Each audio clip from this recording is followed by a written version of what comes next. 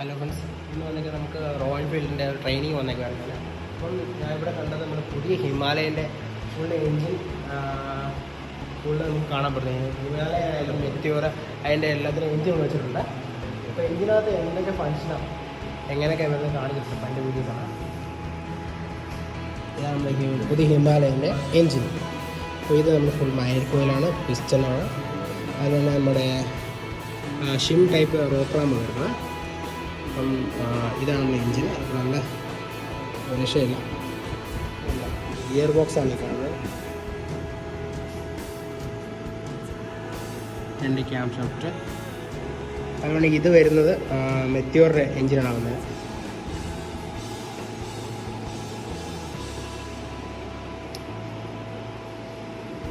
Throttle body ഉണ്ട്. അതുപോലെ ഇത് നോർമൽ റോക്രാമ വരുന്നത്. എല്ലാം വണ്ടി സ്ലീപ്പർ കോച്ചാണ് വരുന്നത്.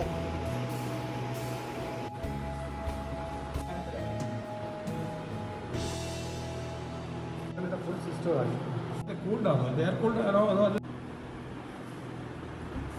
പമ്പിനകത്തും ചെയ്യാൻ വരുന്നല്ലോ.